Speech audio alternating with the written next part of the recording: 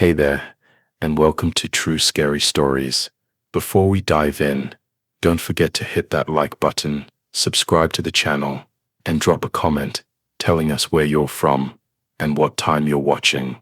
That helps YouTube know you love creepy stories, and it'll keep sending more your way. 8 True Home Invasion Horror Stories. Story 1. The Patient Watcher. Sarah had always felt safe in her suburban home. The quiet neighborhood of Maple Ridge was the kind of place where people left their doors unlocked and kids played outside until dark. That sense of security shattered on a cold October night when she discovered someone had been living in her house. It started with small things: a coffee mug in the sink that she didn't remember using, the thermostat set to a temperature she never preferred, food missing from the refrigerator in quantities too small to notice immediately. Sarah attributed these oddities to stress from her recent divorce and the long hours at her new job. The first real sign came when she found wet footprints in her bathroom that weren't hers. They were larger, clearly from a man's boot, and they led from her bathtub to the hallway. Her blood ran cold as she followed the faint wet marks down the hall, through the living room and to the back door, which she found unlocked. Sarah called the police, but they found no signs of forced entry. The officer suggested she might have left the door unlocked herself and that the footprints could have been from a repair worker she'd forgotten about. Feeling foolish but still uneasy, Sarah installed new locks and a security system. For 2 weeks, everything seemed normal. The security system never triggered, and Sarah began to relax. She even started to laugh about her paranoia. That confidence vanished the night she came home from a late dinner with friends and noticed something that made her stomach drop. The security system was disarmed, but she distinctly remembered setting it. More disturbing was the smell in the house. A musky, unfamiliar scent like someone had been smoking cigarettes inside. Sarah didn't smoke and had a strict no-smoking policy in her home. As she stood in her entryway, debating whether to call the police or check the house herself, she heard it, the unmistakable creak of floorboards above her head. Someone was walking around in her bedroom. Sarah's hand shook as she dialed 911, whispering her address to the dispatcher while backing toward her car. The footsteps continued, slow and deliberate, as if whoever was up there knew she was listening and didn't care. When the police arrived, they found the intruder hiding in her walk-in closet behind her winter coats. He was a homeless man named David Chen, who had been unemployed for 8 months after losing his job at a local factory. What made the discovery truly horrifying was what they found in his pockets. David had detailed notes about Sarah's daily routine, written in cramped handwriting on scraps of paper and napkins. He knew what time she left for work, when she went grocery shopping, her favorite restaurants, and even the names of her friends. He had been watching her for over 2 months, before he started entering her house. The investigation revealed that David had been using Sarah's house like a hotel when she was away. He would enter through a basement window that was hidden behind overgrown bushes, shower in her guest bathroom, eat her food, and even sleep in her bed while she was at work. The security system had been bypassed using a technique he learned from YouTube videos. What disturbed Sarah most was learning that David had never planned to hurt her. In his twisted mind, they were roommates. He left her little gifts, flowers picked from her own garden, her favorite coffee prepared and waiting when she came home from particularly long days, and once a handwritten note that simply said, "Thank you for sharing your beautiful home." David had been watching Sarah sleep on multiple occasions, standing in her doorway for hours. Her bedroom had a motion sensor camera that revealed the horrifying truth. He had been in her room over a dozen times, sometimes sitting in the chair by her window, other times standing so close to her bed that he could have touched her. The most chilling discovery came when police searched David's belongings at a nearby homeless camp. They found hundreds of photographs of Sarah taken from outside her house with a telephoto lens. Pictures of her cooking dinner, watching television, talking on the phone, and sleeping. He had been documenting her life like a nature photographer, studying an animal. Sarah learned that David chose her house because she lived alone and had a predictable schedule. He had been testing her home's security for months, noting which windows were easiest to open and memorizing the timing of her daily routines. The police estimated he had been inside her house over 30 times before she noticed anything unusual. The psychological impact on Sarah was devastating. She moved out of the house immediately and never returned, not even to collect her belongings. She couldn't shake the feeling that David was still watching her from somewhere in the shadows. Every creak in her new apartment, every unexpected smell, every small item out of place sent her into panic attacks. David was arrested and charged with breaking and entering, stalking, and criminal trespass. During his court hearing, he maintained that he never meant any harm and couldn't understand why Sarah was so upset. He genuinely believed they had developed a relationship and that she had been leaving things for him to find. Like some twisted game of hide and seek, the case made local headlines and sparked a neighborhood watch program in Maple Ridge. Other residents came forward with similar stories of missing food and strange occurrences, leading police to believe David may have been living in multiple homes throughout the area. Sarah still struggles with the trauma 5 years later. She has moved 3 times since the incident and has never been able to feel completely safe in her own home. The knowledge that someone watched her most intimate moments and invaded her personal space without her knowledge has left lasting scars. The case serves as a chilling reminder that home invasion doesn't always involve violence or theft. Sometimes, the most terrifying intruders are the ones who want to be part of your life without your consent, turning your safe haven into their personal theater. Story 2. The Wrong House. The Martinez family thought they were living a nightmare when they woke up to find 3 masked men in their bedroom at 3 a.m. What they didn't know was that the real horror hadn't even begun. Miguel Martinez had worked double shifts for 6 months to save money for his daughter's quinceañera. The celebration was planned for the following weekend, and the house was filled with decorations, a rented sound system, and a freezer full of food for the party.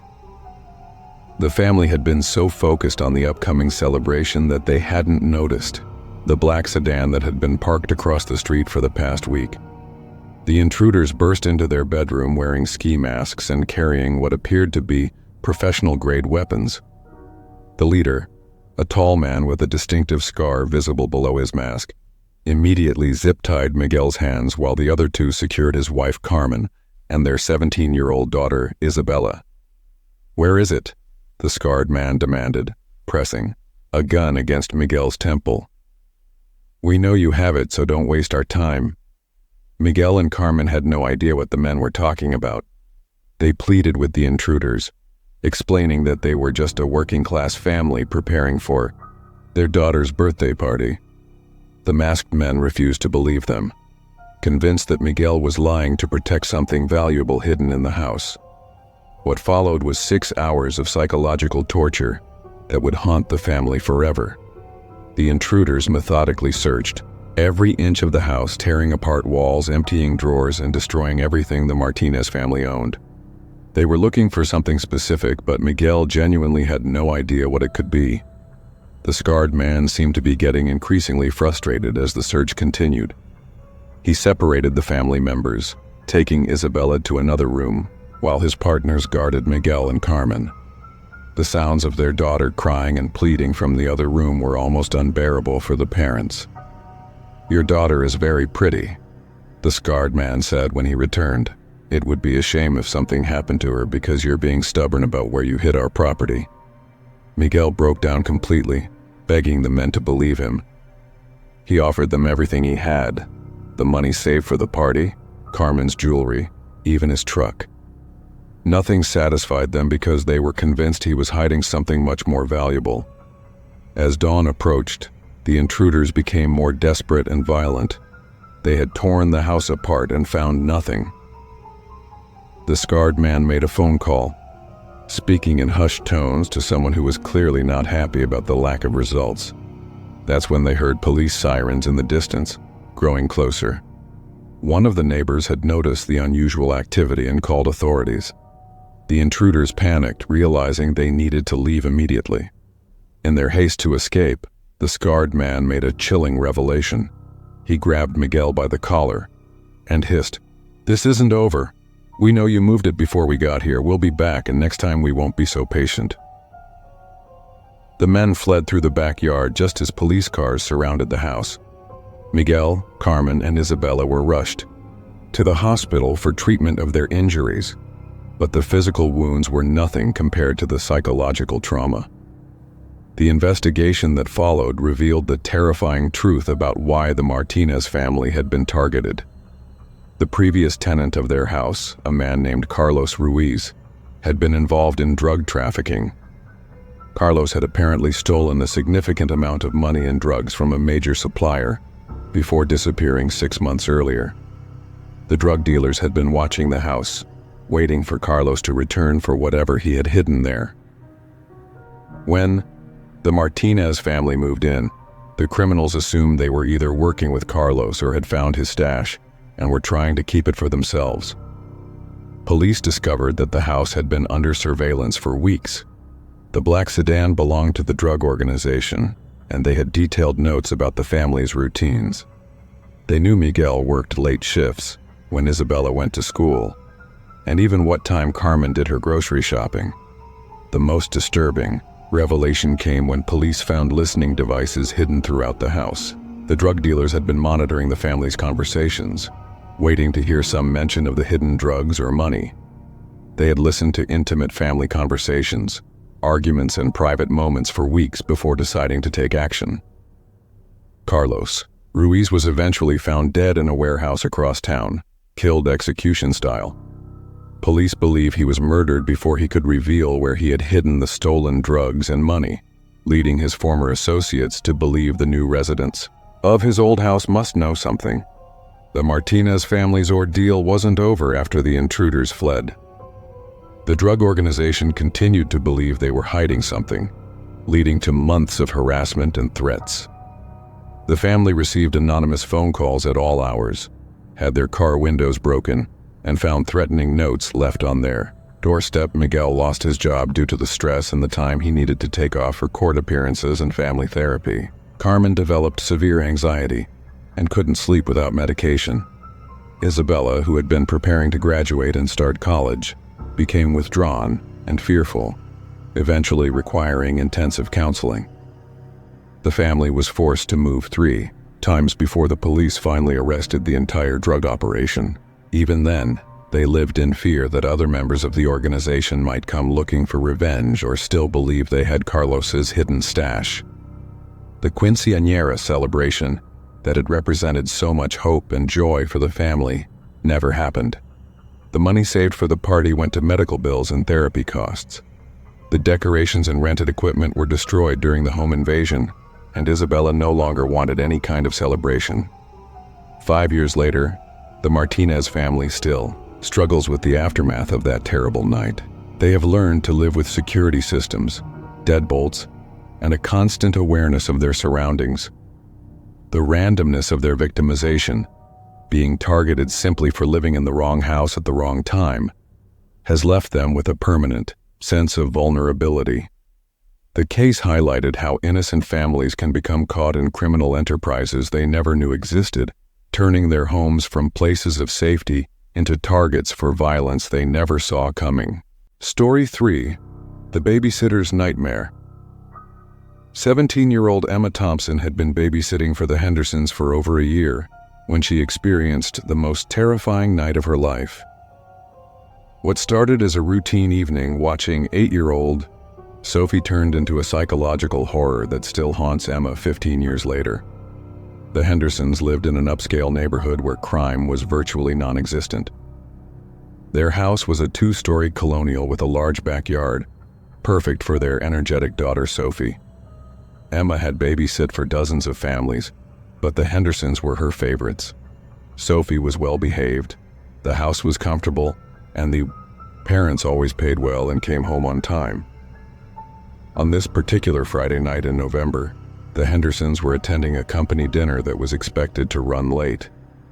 Emma arrived at 6 p.m., helped Sophie with dinner, and settled in to watch movies until bedtime. Everything seemed completely normal until about 9 p.m. when the phone call started. The first call came just as Emma was putting Sophie to bed. "When?" she answered. There was silence on the other end for several seconds before a man's voice asked, "Have you checked on the children?" Emma assumed it was a wrong number and hung up. She tucked Sophie into bed and went downstairs to watch television. 20 minutes later, the phone rang again. The same voice asked the same question. "Have you checked on the children?" This time, Emma felt a chill run down her spine. The man's voice was calm and methodical, almost clinical. When she asked who was calling, the line went dead. Emma checked all the doors and windows to make sure they were locked, then went upstairs to check on Sophie, who was sleeping peacefully. The third call came at 10:15 p.m. "Why haven't you checked on the children?" the voice asked, sounding slightly annoyed. Emma's hands were shaking as she hung up and immediately called Mr. Henderson's cell phone, but it went straight to voicemail. She tried Mrs. Henderson with the same result. Emma went upstairs again to check on Sophie, who was still fast asleep. She decided to stay in the hallway outside Sophie's room, positioning herself where she could see both the bedroom door and the stairs. The house felt different now. Every shadow seemed threatening, every creak made her jump. At 10:45 p.m., the phone rang again.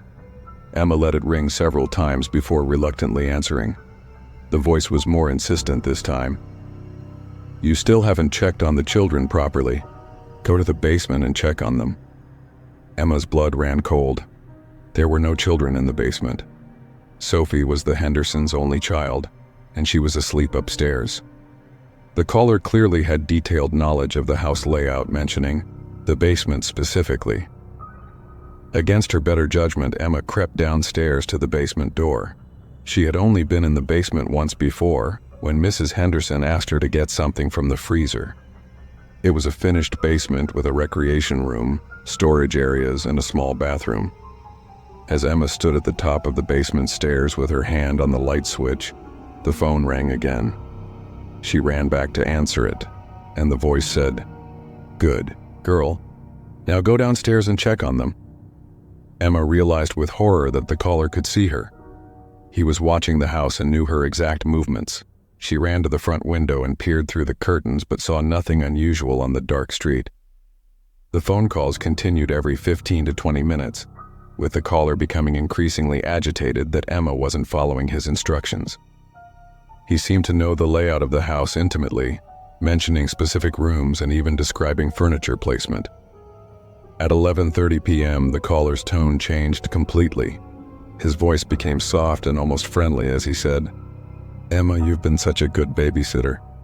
Sophie is lucky to have you watching over her. But you need to come downstairs now. The other children are getting scared." Hearing her name spoken by the stranger sent Emma into full panic mode. She had never told the caller her name, which meant he had been planning this for some time. She grabbed Sophie from her bed, wrapping the sleeping child in a blanket, and barricaded them both in the master bedroom. From the Hendersons' bedroom window, Emma could see into the backyard. What she saw made her scream so loudly that Sophie woke up crying. A man was standing in the shadows by the back fence talking on a cell phone while staring up at the house. Emma called 911, whispering frantically to the dispatcher while trying to calm Sophie. The police said they were on their way, but Emma knew the intruder could enter the house long before help arrived. The phone in the bedroom rang. Emma stared at it, knowing she shouldn't answer but unable to stop herself. When she picked up the receiver, the man's voice was no longer calm. He was angry, almost screaming, "You weren't supposed to see me. This changes everything." Through the window, Emma watched the figure in the backyard disappear into the darkness. She heard the sound of breaking glass from somewhere downstairs. The man was inside the house. Emma pushed Sophie into the walk-in closet and told her to hide behind the hanging clothes and stay silent no matter what happened. Then she grabbed a baseball bat from Mr. Henderson's sports equipment and positioned herself between the closet and the bedroom door. The house was silent for what felt like hours, but was probably only minutes. Then Emma heard footsteps on the stairs, slow and deliberate. The intruder was coming up to the second floor, and there was nowhere left to run. The bedroom doorknob turned slowly. Emma raised the baseball bat, her whole body shaking with terror. The door opened just as police sirens became audible in the distance. The footsteps immediately retreated, and Emma heard the intruder running down the stairs and out the back of the house. Police found that the intruder had entered through a basement window that had been pried open. In the basement, they made a chilling discovery that explained the phone calls about checking on the children. The man had set up a makeshift campsite in a storage room behind the water heater, complete with a sleeping bag, food supplies, and dozens of photographs. The photographs were all of Sophie, taken through windows at school, playing in the backyard, and sleeping in her bedroom. Some of the pictures appeared to have been taken over a period of months. The intruder had been stalking the Henderson family and studying their routines long before that terrifying night. Police also found detailed notes about the family's schedule, including when Emma usually babysat and how long the parents typically stayed out.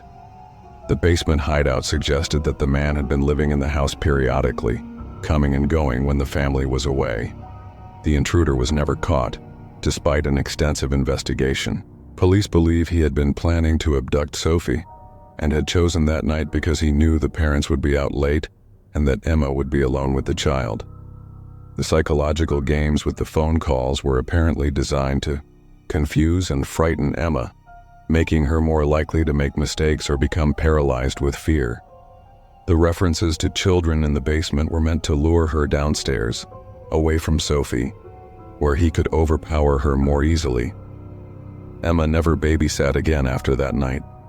The experience left her with severe anxiety and an inability to be alone in houses after dark. Sophie, who was young enough not to fully understand what happened, still occasionally has nightmares about the bad man who was hiding in her house. The Henderson family moved to a different state 6 months later. Unable to feel safe in their home, they learned that several neighbors had noticed a man watching their house from various locations over the past few months, but no one had thought to report the suspicious behavior. The case remains open, and police believe the same intruder may be responsible for similar incidents in other cities. Emma's quick thinking and the early arrival of police likely prevented a tragedy, but the knowledge that the predator was never caught continues to haunt everyone involved. Story 4. The Inheritance House. When Margaret Sullivan inherited her great-aunt's Victorian house in the rural town of Millbrook, she thought it was the answer to her financial problems.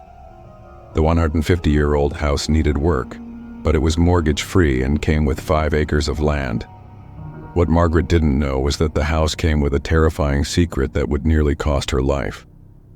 Margaret, a recently divorced teacher from the city, saw the inheritance as a chance to start over. The house had been empty for 2 years, since her great-aunt's death, but it had good bones and character that reminded her of happier times from her childhood visits. She moved in during late September, spending her first weeks cleaning, unpacking, and making basic repairs.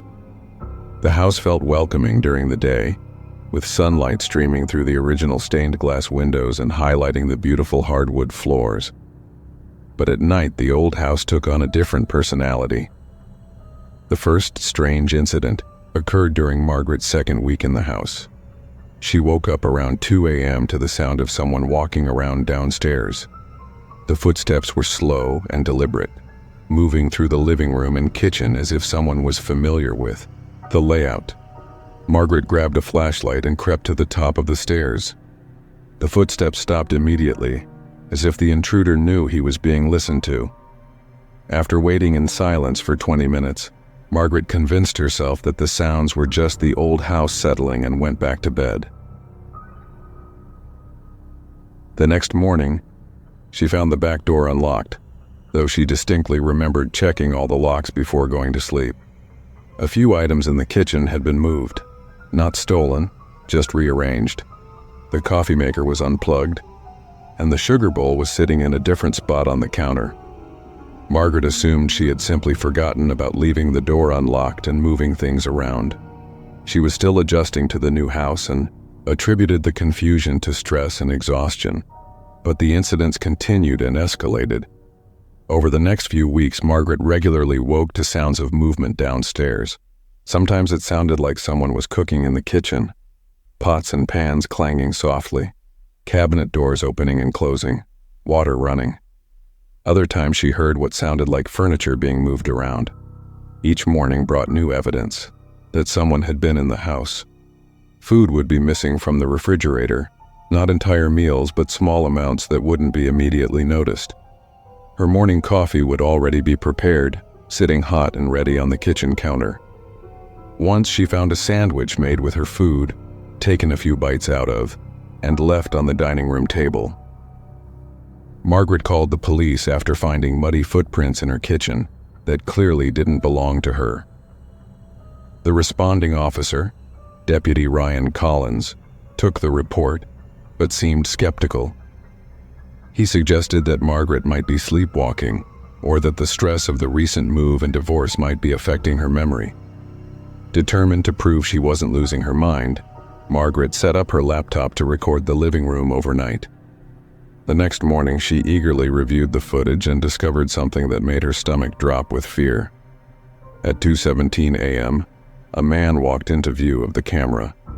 He appeared to be in his 60s, wearing dirty clothes and moving with the confidence of someone who knew the house well. He went directly to the kitchen and began making himself something to eat, as comfortable as if he lived there. The most disturbing part was how at home the intruder seemed. He knew exactly where everything was located, which cabinet held the glasses, where Margaret kept the bread, even which drawer contained the can opener. This wasn't a random break-in. This man had been coming into the house regularly for some time. Margaret took the video to Deputy Collins, who was shocked by what he saw. The footage clearly showed breaking and entering, but there were no signs of forced entry. The intruder appeared to have keys to the house or knew of another way inside. While examining the video more closely, Deputy Collins recognized the intruder. The man was Harold Wickham, a 67-year-old drifter who had been arrested several times for trespassing and petty theft. Harold had mental health issues and often became fixated on particular houses or families. The investigation revealed a disturbing history. Harold had been the caretaker of Margaret's great-aunt's property for the last 5 years of her life. When the elderly woman became ill and moved to a nursing home, Harold had continued to live in the house illegally, treating it as his own home. After the great-aunt's death, Harold had apparently never stopped coming to the house. He had keys and knew the security code for the alarm system, which Margaret had never changed. For 2 years, while the house sat empty during probate, Harold had been living there part-time, coming and going as he pleased. When Margaret moved in, Harold didn't see her as the new owner. In his confused mental state, he believed she was a guest or temporary visitor who would eventually leave. He had been sharing the house with her, staying out of sight during the day and using the kitchen and living areas at night. The police set up surveillance to catch Harold in the act. On a rainy Thursday night in October, they watched him enter the house through a basement door that Margaret didn't even know existed. The door was hidden behind overgrown bushes and led to a root cellar that connected to the main basement.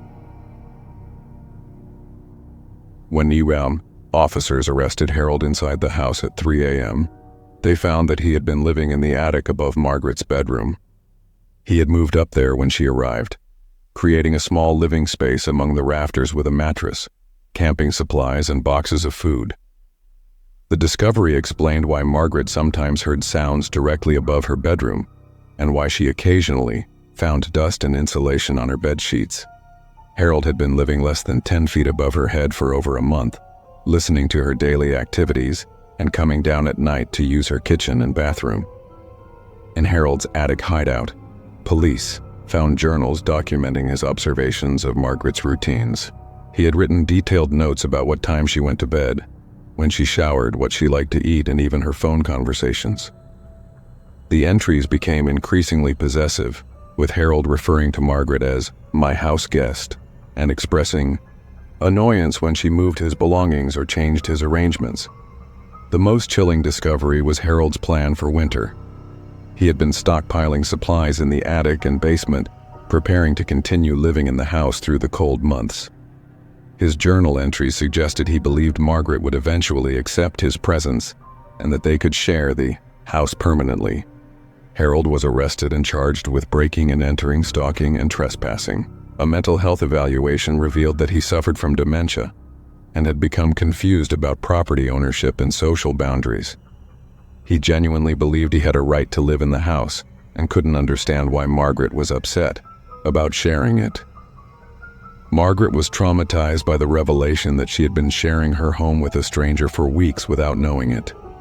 The knowledge that Harold had been watching her sleep, listening to her private conversations, and moving freely through her house while she was unaware, left her feeling violated and unsafe.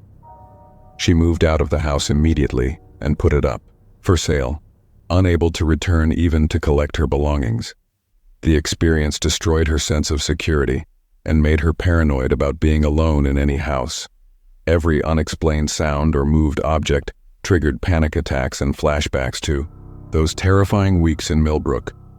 The case highlighted the vulnerability of people inheriting property without full knowledge of its history.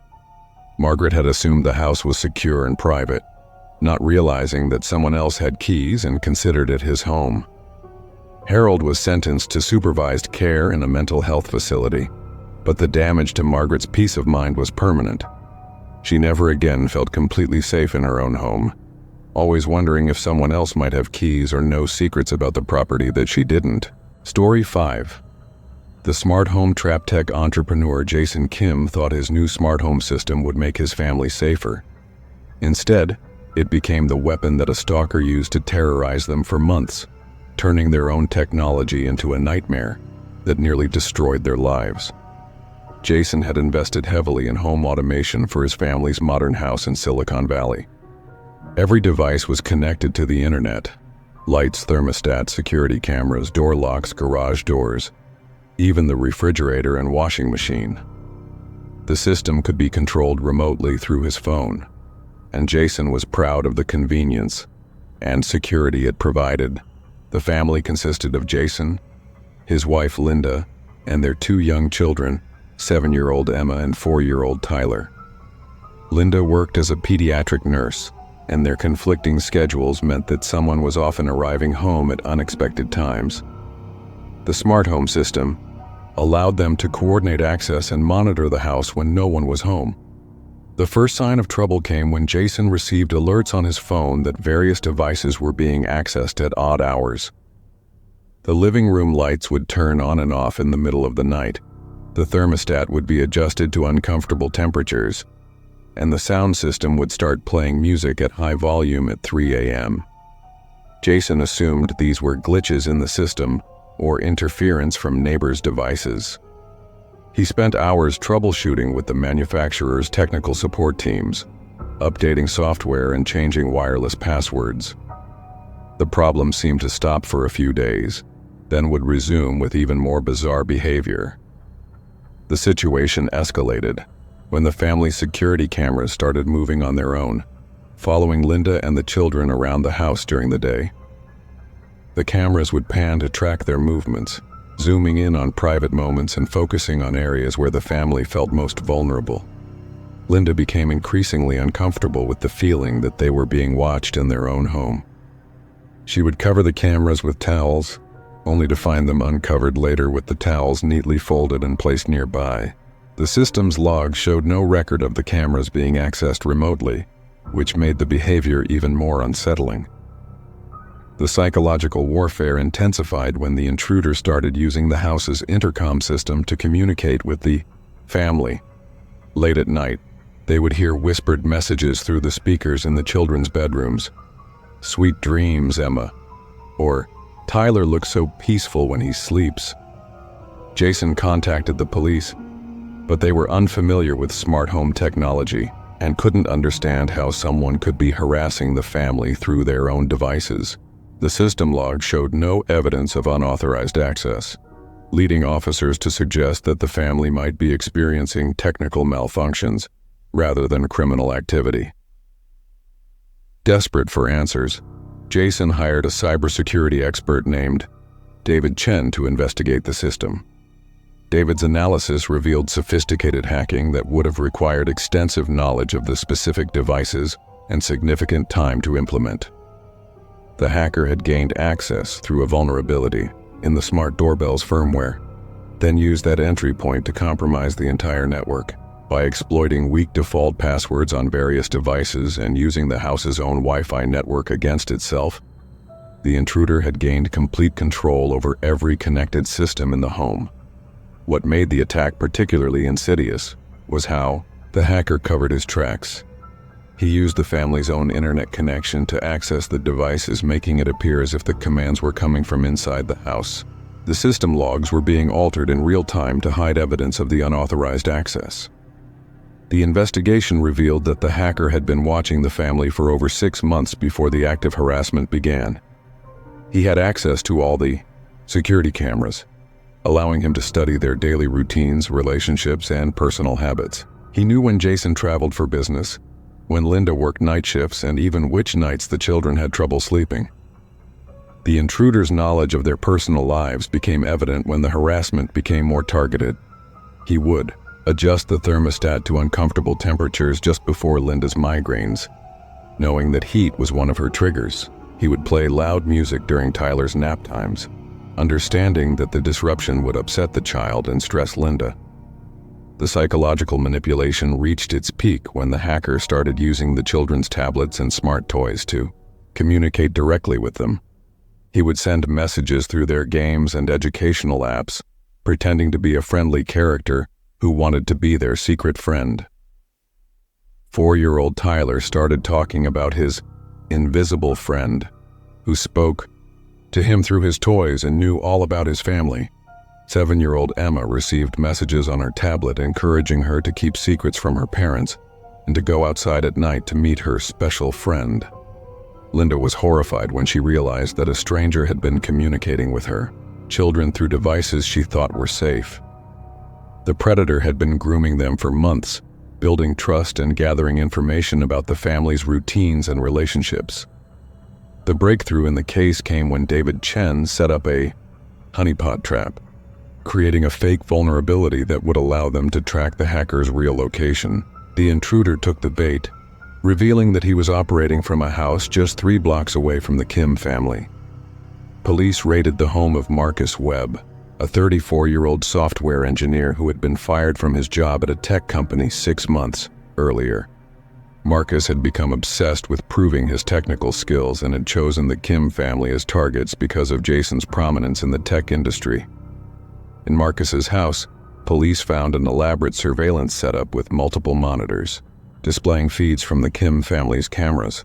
He had detailed files on each family member, including photos taken without their knowledge, voice recordings from the home's smart speakers, and analysis of their daily patterns and psychological profiles. Marcus had been planning to escalate from digital harassment to physical contact. Police found evidence that he had been preparing to kidnap one of the children, using his extensive knowledge of the family's routines to identify the perfect opportunity. His obsession with the family had grown to the point where he believed they belonged to him. The most disturbing discovery was that Marcus had hacked into dozens of other smart homes throughout the area. He had a network of compromised systems that allowed him to spy on families throughout Silicon Valley. The Kim family had been his primary focus, but he was simultaneously stalking numerous other households. Marcus was arrested and charged with stalking, harassment, computer intrusion, and attempted kidnapping. His case became a landmark prosecution for cyberstalking through smart home devices, highlighting vulnerabilities that manufacturers had been slow to address. The aftermath of the ordeal was devastating for the Kim family. They immediately disconnected all smart home devices and moved to a different house, but the psychological damage was lasting. The children required extensive therapy to deal with the trauma of being manipulated by a predator through their toys and games. Linda developed severe paranoia about technology and refused to use any connected devices. She covered or unplugged Anything with a camera or microphone, including phones and laptops. The violation of their most private moments and the knowledge that a stranger had been watching their children sleep left permanent scars. Jason's faith in technology was shattered, ironically damaging his career in an industry he had previously championed. He became an advocate for cybersecurity awareness, speaking publicly about the vulnerabilities of smart home systems and the need for stronger regulations and security standards.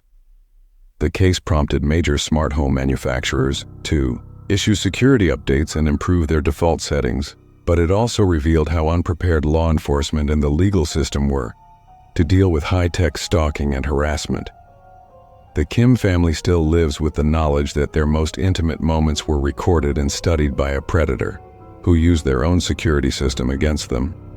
Their experience serves as a chilling reminder that the technology designed to protect our homes can become the very weapon used to violate our safety and privacy. Story 6. The Blackout Terror. The power grid failure that hit the suburban town of Cedar Falls on a sweltering August night was supposed to last only a few hours. For the Morrison family, it became a 12-hour nightmare that revealed how quickly civilization can break down when the lights go out and predators emerge from the darkness. David and Rachel Morrison lived with their teenage daughter Ashley in a quiet subdivision where the biggest concern was usually teenagers driving too fast through the neighborhood.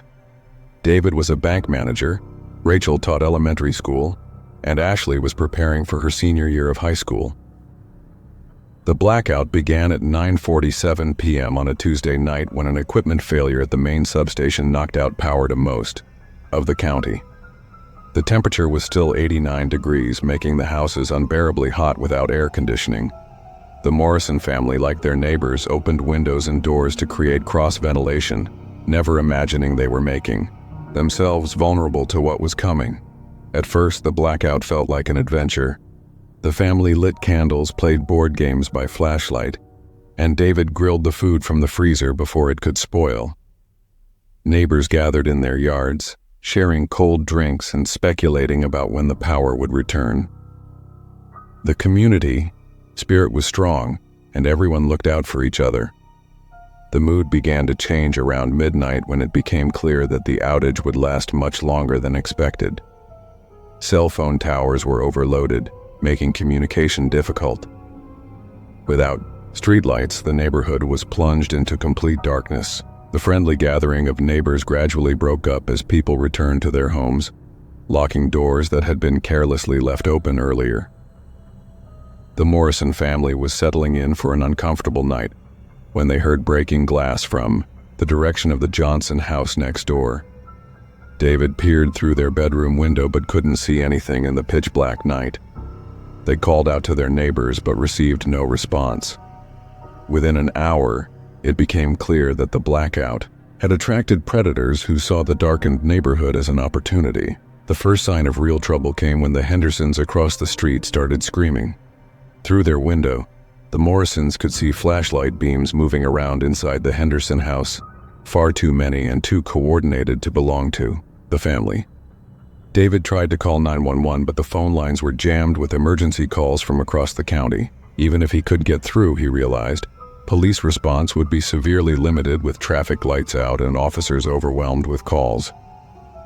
The family heard car doors slamming and engines starting as some neighbors decided to flee to relatives, homes or hotels in other areas. But the Morrisons had nowhere to go, and David was reluctant to leave their home unprotected. They decided to stay and defend their property. That decision nearly cost them their lives. Around 2 a.m., the Morrison family heard footsteps in their backyard. David grabbed a baseball bat while Rachel and Ashley barricaded themselves in the master bedroom closet with Ashley's cell phone, hoping to find enough signal to call for help. The intruders were a group of 4 men who had been driving through darkened neighborhoods looking for easy targets.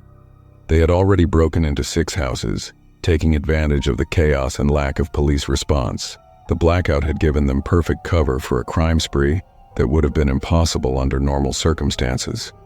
The men entered through the sliding glass door that the family had left open for ventilation. They moved through the house, with military-style coordination, using night vision equipment that gave them a huge advantage over the residents.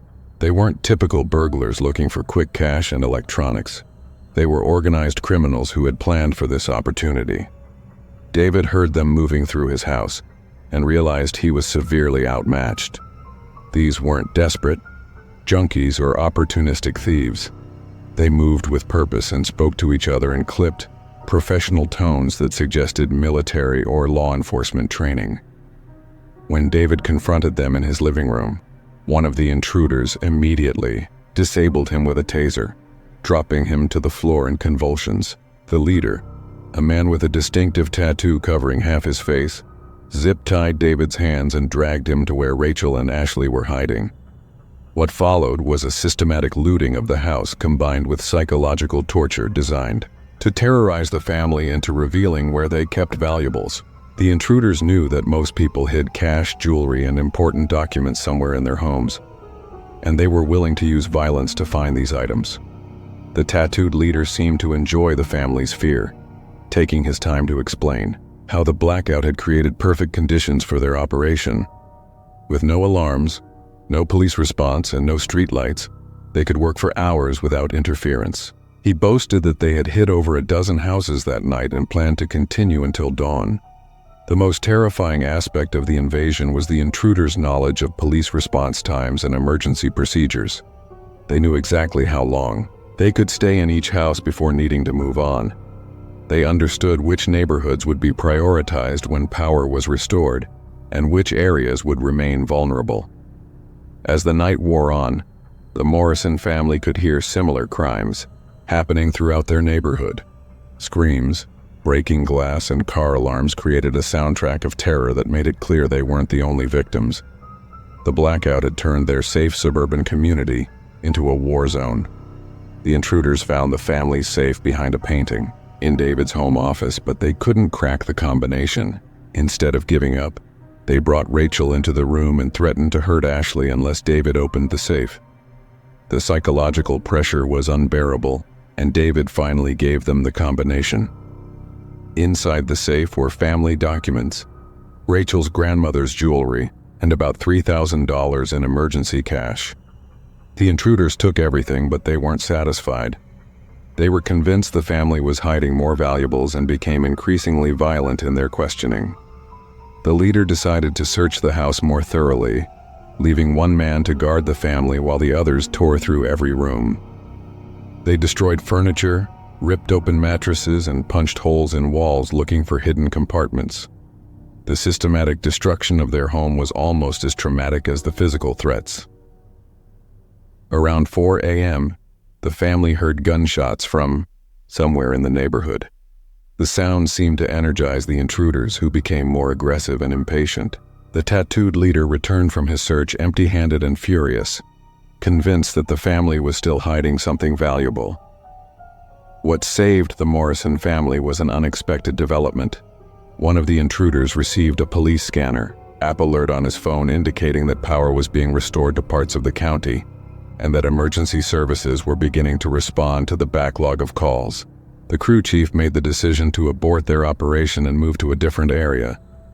Before leaving, the tattooed leader made a chilling promise to David. "We know where you live now, and we know what you have. If you talk to the cops, we'll be back to finish what we started. Next time, we won't be so generous." The intruders left the family zip-tied in their destroyed living room and disappeared into the darkness. David managed to work free of his restraints after about an hour and immediately called police, even though he had been threatened not to cooperate. When officers finally arrived at dawn, they found a neighborhood that looked like a war zone. 17 houses had been burglarized, 3 families had been seriously injured, and 1 elderly man had suffered a heart attack during a home invasion. The organized crime crew had systematically worked their way through the darkened streets, taking advantage of the perfect conditions created by the blackout. The investigation revealed that the crew had been monitoring police scanners and emergency frequencies, allowing them to avoid areas where law enforcement was active. They had planned their route through the neighborhood to maximize their time in each house, while minimizing the risk of getting caught. The intruders were never arrested, Despite an extensive investigation, police believed they were part of a larger criminal organization that specialized in taking advantage of natural disasters and infrastructure failures. Similar crews had operated during hurricanes, ice storms, and other emergencies in different parts of the country. The psychological impact on the Morrison family was devastating and long-lasting. Ashley developed severe anxiety and couldn't sleep alone in her room for months. Rachel quit her teaching job because she couldn't handle being around large groups of people. David installed a comprehensive security system but still jumped at every unexpected sound. The family moved to a different state 6 months later, unable to feel safe in their community after the blackout. They learned that several other families had also relocated, creating a sort of refugee community of people who had been traumatized by that one terrible night. The case highlighted how quickly social order can break down when basic infrastructure fails. The blackout didn't just cut off electricity, it disabled security systems, overwhelmed emergency services, and created an environment where predators could operate with near impunity. David still keeps a police scanner in his new home and has emergency supplies that could sustain his family for weeks without outside help. The experience taught him that civilization is far more fragile than most people realize, and that predators are always waiting for the right opportunity to strike. The Morrison family's ordeal serves as a stark reminder that home invasions don't always happen randomly. Sometimes criminals wait for the perfect conditions when their victims are most vulnerable, and help is least likely to arrive in time. Story 7. The return visit. Jennifer Walsh thought the worst was behind her after surviving a home invasion 2 years earlier. The 3 men who had terrorized her family had been caught, tried, and sentenced to prison. What Jennifer didn't know was that one of them had been released early for good behavior and was coming back to finish what he started. The original invasion had occurred on a quiet Sunday afternoon in Jennifer's upscale neighborhood. Jennifer was home alone with her 6-year-old son Michael when 3 men forced their way through the back door. They had been watching the house, waiting for Jennifer's husband Tom to leave for his weekly golf game. The invasion had been particularly traumatic because the intruders seemed more interested in terrorizing the family than in stealing valuables. They had tied up Jennifer and Michael, ransacked the house, and made threats about returning to hurt them if they cooperated with police. The psychological warfare had been as damaging as the physical violence. The leader of the group, a man named Marcus Rivera, had been especially cruel. He had seemed to enjoy the family's fear and had made specific threats about what he would do if he ever got out of prison. During the trial, Marcus had stared at Jennifer throughout her testimony, making throat-cutting gestures when the judge wasn't looking. Marcus was sentenced to 12 years in prison, while his 2 accomplices received shorter sentences. Jennifer felt safe knowing that Marcus would be locked up for more than a decade, giving her family time to heal and rebuild their sense of security. The family moved to a new house in a different neighborhood, installed an extensive security system, and underwent counseling to deal with the trauma. After 2 years, they had finally begun to feel normal again. Michael was doing well in school, Tom had returned to his regular activities, and Jennifer had started working again. That sense of normalcy was shattered on a Tuesday morning when Jennifer received a phone call that made her blood run cold.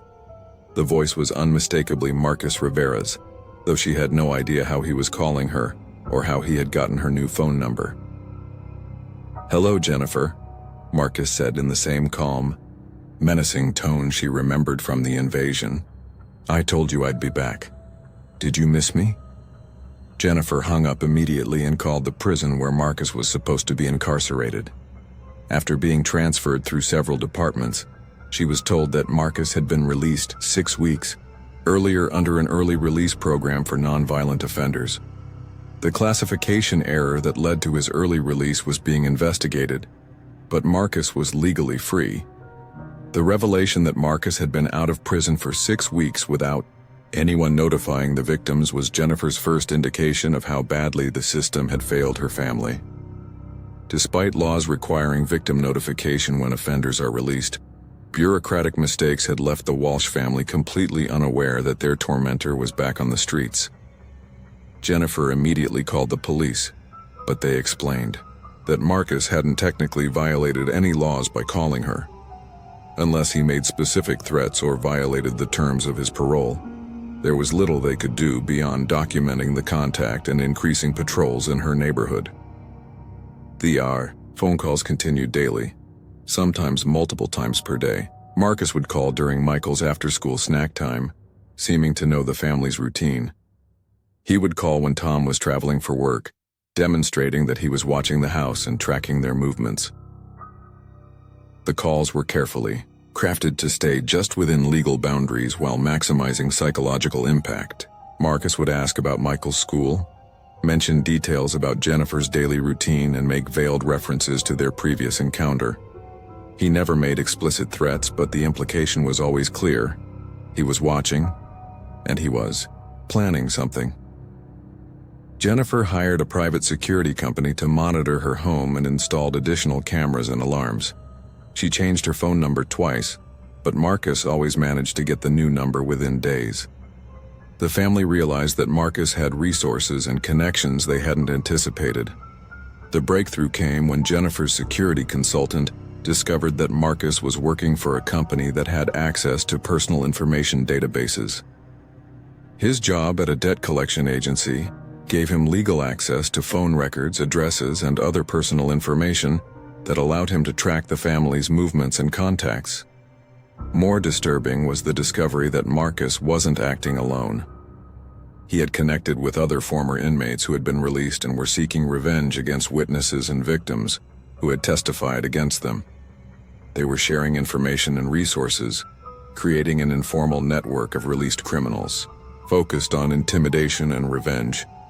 The stalking escalated when Marcus began leaving items at Jennifer's house. She would find newspaper clippings about violent crimes left on her car windshield, dead flowers placed on her doorstep, and photos of Michael taken without the family's knowledge slipped under her front door. Each item was carefully chosen to send a message without providing evidence that could be used for prosecution. The newspaper clippings were all about home invasions that had ended in violence. The dead flowers matched the arrangement from Marcus's mother's funeral, which Jennifer had attended as part of her victim impact testimony. The photos of Michael were taken from public places where photography wasn't illegal. Jennifer felt like she was living in a nightmare version of her previous life. All the security measures, therapy, and time that had helped her family heal seemed meaningless in the face of Marcus's patient and methodical campaign of revenge. The situation reached a crisis point when Michael started having panic attacks at school. The 6-year-old, who had been too young to fully understand the original invasion, was now old enough to sense his mother's terror and understand that the bad man from his nightmares was back. Jennifer made the difficult decision to take Michael out of school and flee to her sister's house in another state, but even there Marcus found them. Her sister received calls asking about Jennifer's whereabouts, and neighbors reported seeing a man matching Marcus's description watching the house. The police investigation revealed that Marcus had been planning his revenge for the entire 2 years he was in prison. He had used the prison library to research legal loopholes, victim notification laws, and surveillance techniques. He had corresponded with other inmates who shared his desire for revenge against the justice system. Marcus had also been in contact with his former accomplices, who had been released several months before him.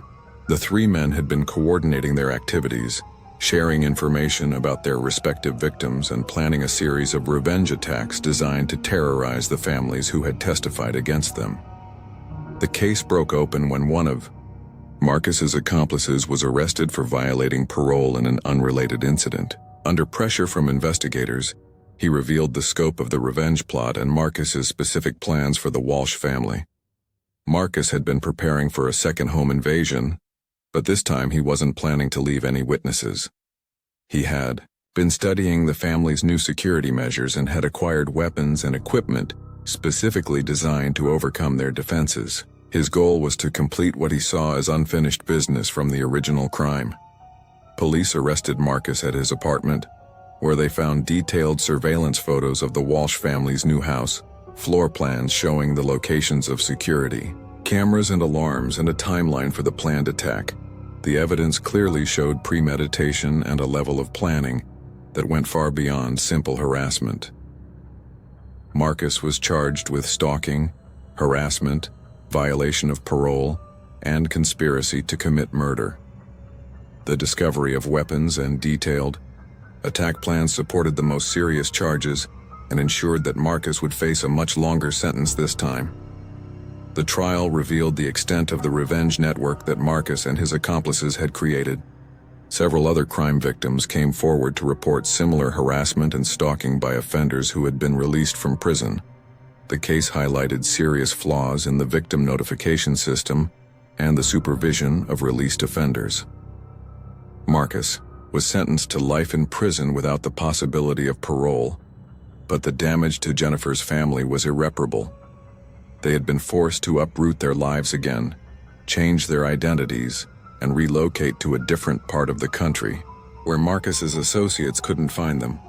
Michael, now 8 years old, still suffers from anxiety and has difficulty trusting that his family is safe. Jennifer has been unable to return to work and requires ongoing therapy to deal with the trauma of being victimized twice by the same predator. The Walsh family's experience exposed a dangerous gap in the justice system: the assumption that prison sentences end the threat posed by violent criminals. For Jennifer, Marcus's release wasn't the end of her ordeal, but the beginning of a new nightmare that was even worse than the original crime. The case led to reforms in victim notification procedures and closer supervision of released offenders. But it also served as a chilling reminder that for some criminals, prison is just an intermission in their campaign of violence and revenge. Story 8. The Neighbor's Secret. The Parkview subdivision was the kind of place where neighbors knew each other's names and children played safely in the streets. When the Chen family moved into the house at 1247 Elm Street, they were welcomed with casseroles and invitations to barbecues. What they didn't know was that their friendly neighbor across the street had been waiting years for the perfect family to move into that particular house. Robert Kellerman had lived at 1248 Elm Street for 15 years, directly across from the house the Chen family now called home. To everyone in the neighborhood, Robert was the ideal neighbor: quiet, helpful, and always willing to lend a hand with yard work or home repairs. He worked as a maintenance supervisor at the local hospital and seemed to live a simple, solitary life. Dr. Lisa Chen and her husband Mark moved to Parkview with their twin daughters Amy and Sarah, who were both 12 years old. Lisa was a pediatrician who had taken a position at the Children's Hospital downtown, while Mark worked from home as a software developer. The family was thrilled to find a house in such a safe, family-friendly neighborhood. From the moment the Chen family arrived, Robert made himself indispensable to them. He helped them move heavy furniture, recommended local contractors for home improvements, and even offered to watch the house when they went out of town. The family came to think of Robert as their guardian angel, always available when they needed help. What the Chen family didn't realize was that Robert's helpfulness had a sinister purpose.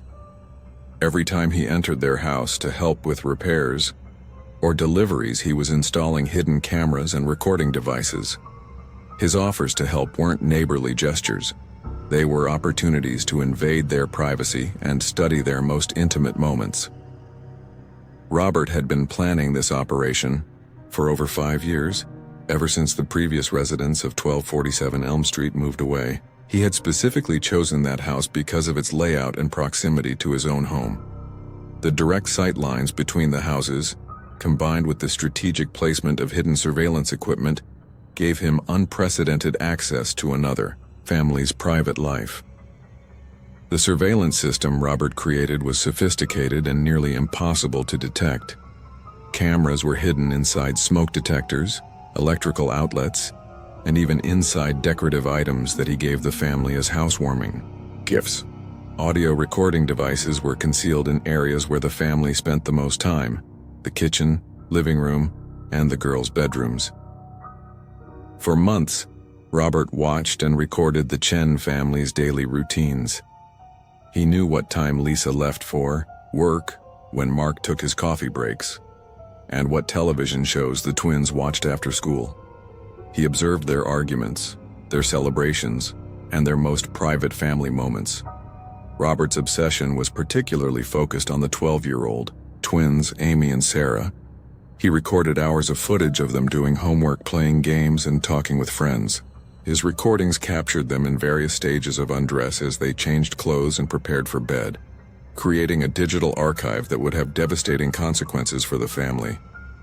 The first sign that something was wrong came when Lisa received an anonymous email containing photos of her daughters that could only have been taken from inside their house. The photos showed Amy and Sarah in their bedrooms engaged in normal childhood activities, but the violation of their privacy was unmistakable. Lisa was horrified and immediately called the police. The investigation that followed revealed the full scope of Robert's surveillance operation and his plans for the material he had collected. Detectives found that Robert had been selling videos and photos of the Chen family to others online, marketing them as real family content to people with similar voyeuristic interests. The twins had been unknowingly featured in hundreds of hours of footage that had been distributed to predators around the world. Even more disturbing was the discovery that Robert wasn't just a voyeur. He was planning to escalate his crimes. Police found detailed notes about the family's routines, including when the house would be empty and when the girls would be home alone. Robert had been preparing for a physical assault that would allow him to create even more explicit content. The investigation revealed that Robert had committed similar crimes against the previous residents of 1247 Elm Street. The Peterson family, who had lived there before the Chens, had also been unknowingly surveilled for years. Robert's hidden cameras had captured that family's private moments as well, and their footage had also been distributed online. The Peterson family had moved away after their teenage daughter began receiving threatening messages from strangers who had seen the illegal recordings. At the time, they hadn't understood why their daughter was being targeted or how strangers knew so much about their family's private life. Robert's computer contained terabytes of footage from both families, organized by date and family member. He had created detailed profiles of each victim, noting their preferences, fears, and vulnerabilities. The material dated back over 8 years and represented thousands of hours of illegal surveillance. The scope of Robert's criminal enterprise extended far beyond the Chen and Peterson families. Police discovered that he had installed similar surveillance equipment in several other houses in the neighborhood, taking advantage of his reputation as a helpful neighbor to gain access to people's homes.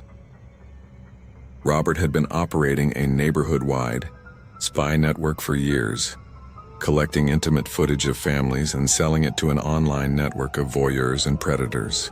His maintenance job at the hospital had given him access to advanced surveillance equipment and the technical knowledge to install it without detection. The arrest of Robert Kellerman shocked the Parkview subdivision and destroyed the sense of community that had made it so attractive to families.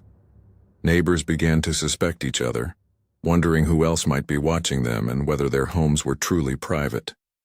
The Chen family was devastated by the revelation that their trusted neighbor had been exploiting them for months. The knowledge that intimate family moments had been recorded and distributed to strangers around the world left them feeling violated and exposed. Lisa and Mark struggled to explain to their daughters why they needed to move immediately and why they could never return to their house on Elm Street. The twins, who were approaching adolescence, were particularly traumatized by learning that their private moments had been watched and recorded by a man they had trusted. The family's sense of security was shattered beyond repair. They moved to a different city and changed their names, but the knowledge that footage of their private lives was still circulating online continued to haunt them. Every time they met new neighbors or made new friends, they wondered whether they could trust anyone with access to their home. Robert was sentenced to 25 years in prison for multiple counts of invasion of privacy, distribution of child exploitation material, and conspiracy charges related to his online network. However, the damage to his victims was permanent and irreversible. The case led to changes in how surveillance equipment is regulated and sold, but it also highlighted how vulnerable families can be to people they trust. The Chen family's experience showed that predators don't always break into homes. Sometimes they're invited in by unsuspecting victims who mistake criminal intent for neighborly kindness. The Parkview subdivision never recovered from the scandal. Property values plummeted as families fled the area, unwilling to live in a place where their privacy had been so thoroughly violated. The house at 1247 Elm Street remained empty for years, a reminder of how one person's evil can destroy an entire community's sense of safety and trust. The Chen family's ordeal serves as a chilling reminder that the people we trust most, our neighbors, friends, and community members, can sometimes be the ones who pose the greatest threat to our security and privacy.